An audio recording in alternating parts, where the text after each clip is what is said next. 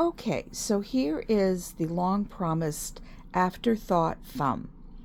So this is the mitt before felting. Here's our felted mitt that I showed earlier. And what I did was I knit the whole mitt the way that this is, leaving the thumb stitches, and I went back and knit the thumb afterwards and then felted the mitt.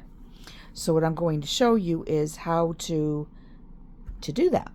And actually, here's another mitt that I did. This is not a felted one, obviously, but this was one that I left the stitches. I left the stitches and then came back and picked up and did my thumb. So let me just show it how it looks on. So there it is. It's just your regular thumb. It just doesn't have the gusset like this kind of a thumb does. So see how you have the gusset and the increased stitches right here. Do the make one stitches for your thumb here with the gusset. So here is the other mitt, this one here.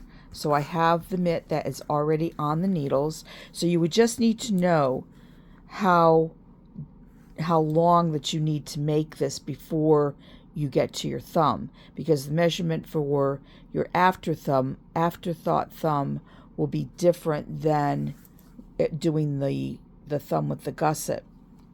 So anyway, I measured here. Let me just see. I could probably, let's just measure here. I could show you the difference. I mean, this is felted, so it's definitely going to be longer. Yeah, I would be comparing apples and oranges here.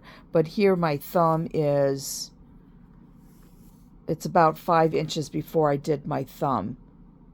Where here, I start my thumb shaping sooner because you have this gusset. So here I have about 3 inches before I start doing my thumb gusset. So when you're doing an afterthought, you're going to work longer before you do your thumb. So you just need to know those measurements before you get started. Okay, so I'm working in the round. Now what I want to do is I want to set some stitches aside and keep them live.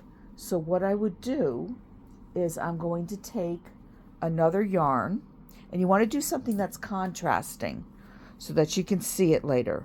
So what I'm going to do, and on here, I'll do the same amount. So I did 2, 4, 6, 8, I did 9 stitches. So what I would do is I'm just going to leave a tail, drop my regular yarn that I was working with, and with my extra yarn here, I'm just going to knit 9 stitches. Now this yarn's a little heavier, but that's okay. You can really see it then. I just was looking for something that was definitely contrasting.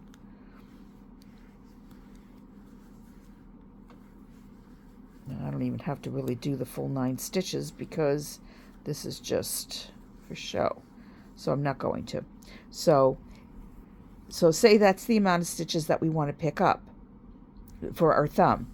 So now what we do is we take these stitches that we've just knit and we're going to put them back onto the left-hand needle. So we just slide them back onto the left-hand needle, those stitches.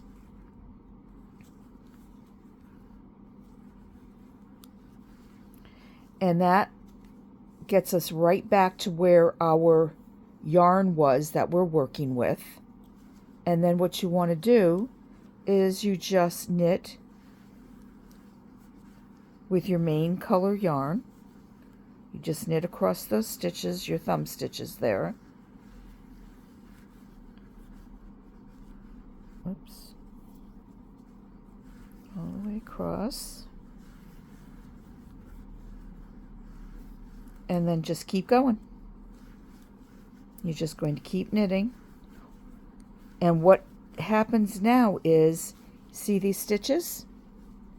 These are going to hold your place to pick up. You're going to take these stitches out after you're done, and you will pick up and make your thumb. So there we go with that.